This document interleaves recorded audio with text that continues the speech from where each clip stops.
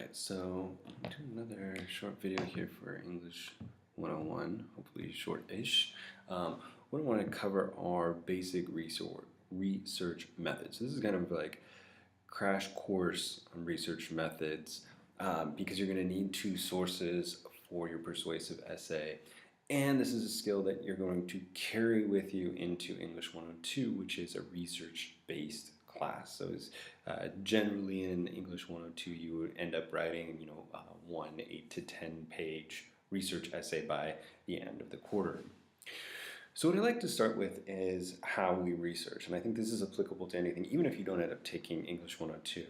So if you're like most of us, you start with kind of like a Google search or Bing search, which is good, and that'll turn up kind of a bunch of informal information.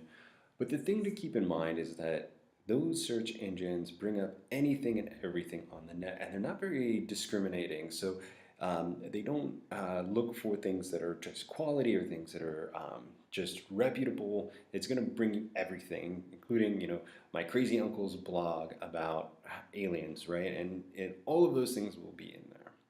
And as a surprise, of course, not all of this information is credible, right? So my suggestion is that you actually begin the process before you even sit down at your computer by asking yourself what it is that you're really looking for. What do you really want? And then writing down some ideas and keywords that you could plug into Google or Bing or what have you. Then to go to your computer and try those words, and then to tinker with the wording if you don't like what comes up. So one of the things that we have at our disposal, which is nice, is Academic Search Complete. So Academic Search Complete is fantastic, and it is like Google, but much more powerful because you can set different parameters and you can set it to look just for academic sources. So if you go to library.shoreline.edu/home, and you can see kind of the page here, you can see that there are a couple tabs, and where my little red arrow is here, it says research, and that's a drop-down tab. And if you drop that tab down, you get the database link. And if you click on that, you get a page that provides you with all sorts of databases. And you can kind of see here, there are several different databases that are focused on specific things like science and technology, or news and media, or government and law, or automotive repair. But those are really narrow. So we want to actually go to something a little bit broader. And that for us is Academic Search Complete. And again, it's kind of the biggest, baddest kid on the block. If you've used Google Scholar, it's kind of like that, only you have guaranteed access to things. Google Scholar is sometimes like, seeing what's playing on Showtime. If you don't have a Showtime subscription, you get to see all the cool stuff that's there, you just can't watch it, right? And the same is often true with Google Scholar. So when you open Academic Search Complete, you can see the field here, and I've got, similar to Google or Bing or whatever, I've got a search window where I can type in some words. And again, I don't need to type in a question, focus on keywords. You don't have to ask a question because the computer doesn't need the question. It's only going to pick up the key terms, right?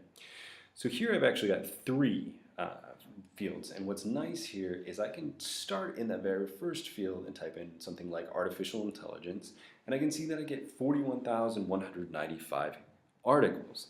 That's a lot of articles, and I don't have time to go through all of those. So what I'm going to do is ask myself, well, how can I narrow it down? Well, maybe I want to look at ethics.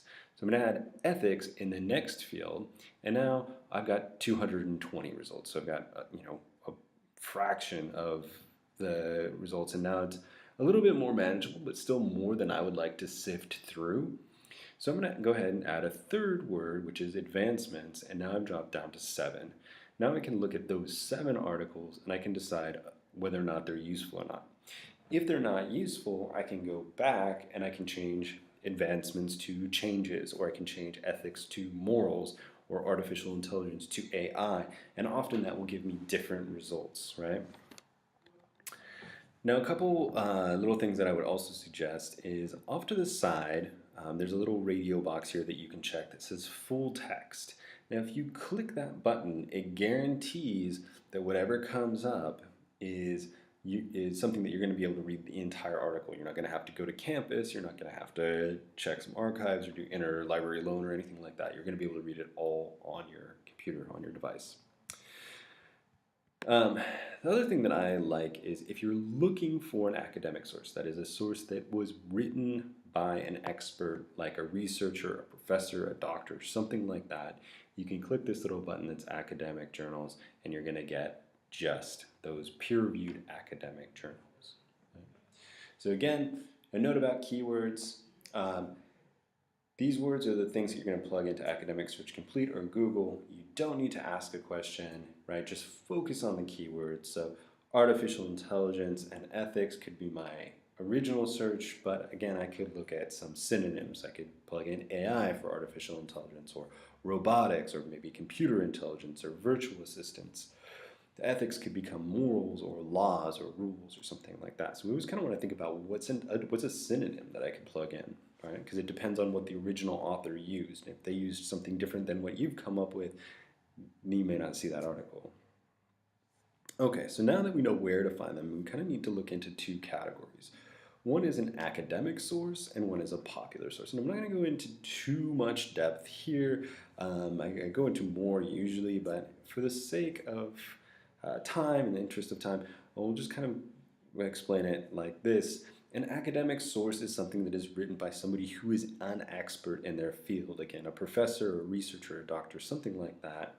And they're going to take their article and they're going to do a bunch of research and they're going to submit it to a really specific journal, which is run by other experts, right? So let's say that I am a robotics professor and I'm writing about artificial intelligence. I'm going to write my article, I'm going to submit it to something like the Journal of Modern Robotics, very narrow, and then the people that work there are other professors, and they're going to read my work and say, yep, he got this all right, we like it, we'll publish it. So you know that it hasn't just been published because it's interesting, it's been published because the information is accurate and cutting edge and new. The other side of the coin is a popular source. And a popular source is kind of just written by anyone. I mean, this is what we read more frequently. These are newspapers and magazines and things like that. Oftentimes, the person who wrote it is a writer, right? I did this a lot in my sort of freelance life before I became an instructor. It's generally published for entertainment or general information and kind of assuming that the audience has a general understanding, but not some sort of in-depth understanding. For your purposes, you're probably going to be looking for popular sources, right? I mean, the academic stuff is tougher to sort of deal with. It's more technical. So you're probably just going to want to find something that's a nice, sort of easy to approach, easy to understand popular source written by a writer for general entertainment purposes. And that covers basically everything that we've read so far in this course. Has sort of been a popular type of source. So now, once we have our popular sources, we need to be able to decide whether or not it's reliable. And this is trickier than it seems. So not all sources are created equally, and we hear more and more about this in our modern landscape with fake news and real news, right? So we're going to discuss how to evaluate these. So here's just a slide, a picture, right? So world's first head transplant, a success after a 19-hour operation. Now, if you're saying to yourself, I never heard about this, what a surprise. Well, then look and see that it was published 2 years ago, and I've probably had this in my presentations for another 2 or 3 years, which makes it at least 5 years old, 4 or 5 years old, right? Now, that should raise a red flag right away. Second of all, we've got a picture here, and we've got 1, 2, 3, 4, 5, 6, 7, maybe 8 people. Well, 8 people, well, it probably takes about 4 people to change the oil in my car when I take it to Jiffy Lube. So the fact that 8 people could perform a 19-hour operation seems pretty unlikely to me. There's no way of knowing that these are actual doctors even. This could be the set of ER. So the picture itself does not lend credibility, although people often believe things more if there's a picture. There's another thing here, which a lot of people miss, is that the author's name is Jimmy Rusling. I'm not going to go into it. It's kind of an inappropriate reference, but I like to point it out because it is kind of funny, and you can look it up in one of those urban slang dictionaries. So this one is completely false. This is made up. This is a writer who goes out and makes up stories hoping that somebody's going to fall for it. So he's kind of your basic internet troll. Now what's interesting is that most people, or a great number of people, assume that young people, right, so if you're under, say, 25 or 26, we often assume that young people are fluent in social media, that since they're fluent in social media, they are equally savvy about what they find there. But researchers have found that it's actually quite the opposite. There's really no way to sort of sift through these. We don't necessarily have the skills, or what my man Ernest Hemingway called a built-in bullshit detector, right? So I want you to take a minute, and here's kind of a good example of something that may or may not be a good, reliable source. So just take a minute, you can pause the video, and decide whether or not you would trust this article, and why or why not. Now hopefully, there's kind of some red flags. Even though it's published in Forbes, and this isn't doctored or anything like that, it is not necessarily reliable, and it is an example of what we call native ads, right? So native ads are an advertisement designed to look like content. So somebody, in this case Fidelity Insurance, takes out a space in Forbes and matches their content and style to match Forbes so that it looks like an article, but it is paid content, and of course if it's paid content, it is a biased source. Here's another one. So I want you to just kind of take a minute and look at these two, and again, pause it. These are two different websites, one on the top and one on the bottom. So the one on the top is American Academy of Pediatrics, and the one on the bottom is American College of Pediatricians. I want you to just take a minute and see which one of these two, if either, you would trust and be comfortable taking information from it. Again, you can pause the video. Now this is trickier, right? They both sound similar. Their top one, American Academy of Pediatrics, has professional resources and professional education. The bottom one has things about health professionals and the college speaks. They both have pictures of kids and whatnot. So here's the thing that's actually kind of scary. The actual real source is the top one, the American Academy of Pediatrics. And that is a group that publishes the actual peer-reviewed journal Pediatrics. They're a legitimate group, right? And they've been around since 1930 and have approximately 65,000 members. The one on the bottom is a fringe source. The American College of Pediatricians split from the AAP in 2002, right? And they split over this idea that homosexuality is linked to pedophilia. They are classified by the Southern Poverty Law Center as a hate group. They split from the AAP in 2002, and they have around 200 members. So what's scary here is, right, these two sites look similar, they even sound similar. So you can imagine if somebody said, hey, I read a good article on the American Academy of Pediatrics, right? And maybe they said, oh, the American Academy of Pediatricians. Well, then you go home and you go to search it, and you do American Pediatricians. Well, the one that's likely to come up is actually the bottom one, which may actually give you false information because they're clearly biased if they're going to be labeled as a hate group.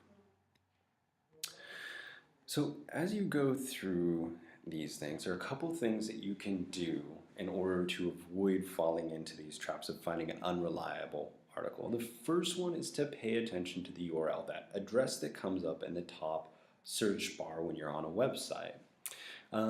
A .edu or .gov is generally considered pretty reliable.